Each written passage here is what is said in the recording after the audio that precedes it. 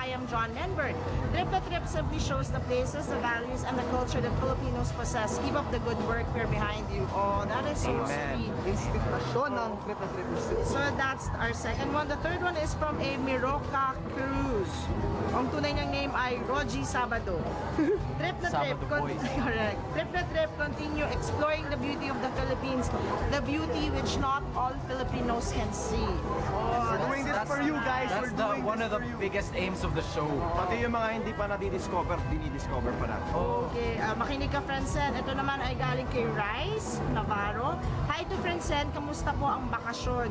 Hehe, matagal ka po nawala. It's the return of the comeback. It's the return of the comeback to legendary man. Comeback kid. Actually, excited na excited nga ako pagbalik ko eh. Thank you sa'yo, Navarro. Apelido. Parang basketball. Navarro. Lupit mo. Okay, ito. From Nicole Mitre Amistad. I watched Trip na Trip last night and I'm so happy to see Francen again. Sana tumino na siya.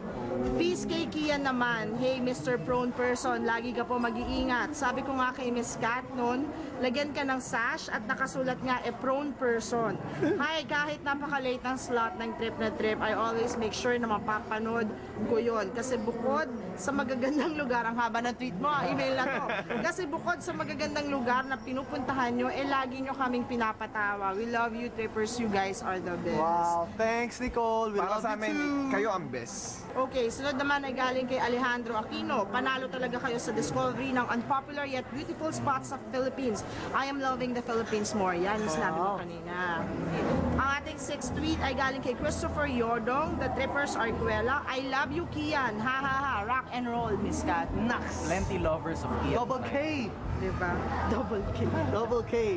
Next ay galing kay Abby Valle. Hi Trippers, I super love your show. Continue discovering the islands of the Philippines. So last two tweets are from Dun, dun, dun, dun. I love Sarni or Charlotte Tulawi. Shene daw na biyahe. Te amo. Ibig sabihin ay mag-ingat kayo sa biyahe. Mahal ko kayo. Yay! Thank you. Diba? And the last one ay galing kay Dun, dun, dun, dun. Crazy Dada or Hilda Gamas. Ganda ng Trip na Trip kagabi. Back to original host. Thank you sa lahat ng mga tweets nyo. Yan, and... Sino pipiliin natin, guys? Mukhang mahirap, ang gaganda ng kasi lahat na sinabi nila magaganda eh. Ano pare, anong pipiliin natin?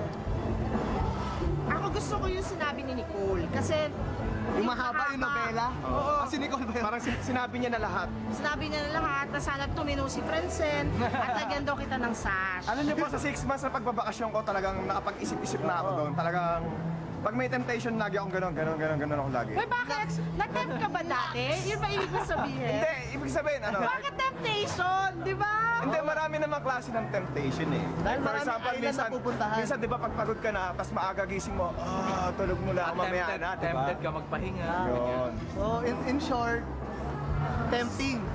Ano? Basta yun na yun. Basta, Nicole, yun yun. dahil dyan, you have won A shirt. one of the most outstanding designs. Look at that, Davao, obviously. Tinan mo.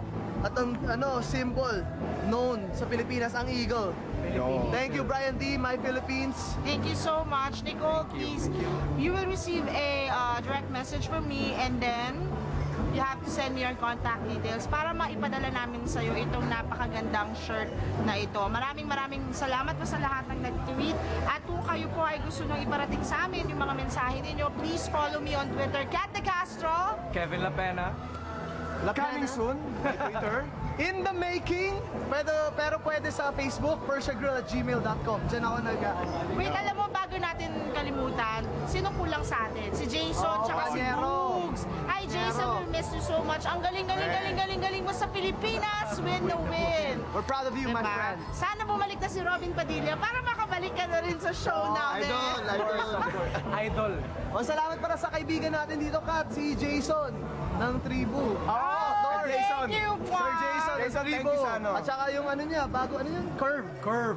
May bago po siyang brand. If it hits Manila, Oo, or ganda if you nun. come across it, supportado natin. Yun, tama yun. Pero bukod sa Twitter, you could also become a part of our Facebook fan page. Just type Trip na Trip, all capitals sa search bar ng Facebook, and then it will lead you to us. Thank you po sa mahigit na 50,000 fans na naging part ng aming fan page. Thank you, thank you, thank you, thank you. Thank you. You made Trip na Trip an institution. Thank you guys. Thank you, Tama yan. guys. Thank you. Davao is famous for its mouth-watering cuisine. Kaya naman pagdating sa restaurant, marami kang pwedeng pagpilian dito. Oh! My favorite part of that. Eating time! So tayo bro, sa pinakala sa Davao, pag nandito ka, gusto mo ng tunay na fresh seafood sa Apat. What better place to be in a seafood in Davao? Lahat ng seafood nila dito, it's near, they get it nearby. I'm just so hungry already. Oh, wala na kami energy. Ikaw bro. Ito nga dito sa Tara, apat. kaya na tayo.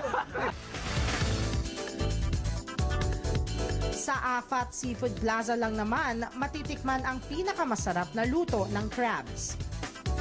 The Long Taste or De Longtes in short. Dito, seafood grill naman ang bentahe at ang kanilang native chicken barbecue. Kung unlimited rice naman ang hanap nyo, Penong's Barbecue Seafood and Grill ang bahala sa inyo. Meron silang grilled platter at chicken barbecue.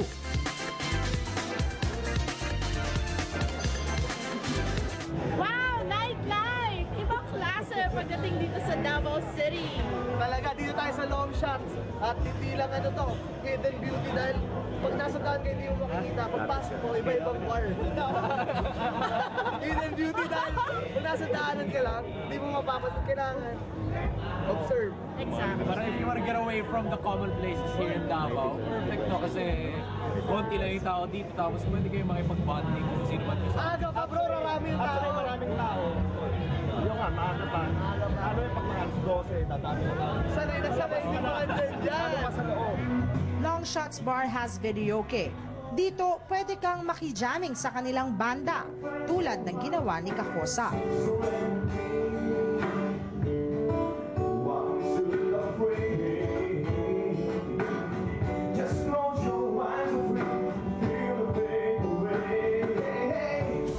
At para naman sa mga trippers na gustong magsayaw all throughout the night, maliban sa kilalang 183 bar sa Rizal Promenade, hindi rin kalayuan sa city proper ang Hybrid Bar.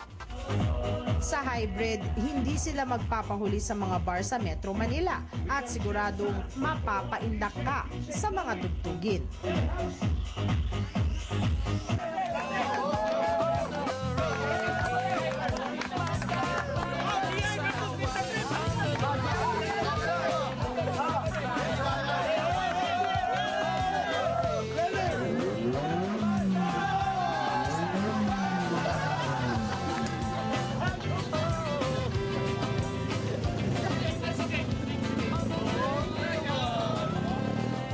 Up next, Kain Kian. At ang 4-star hotel in Davao City sa pagbabalik ng makulit at paboritong travel show ng bayan.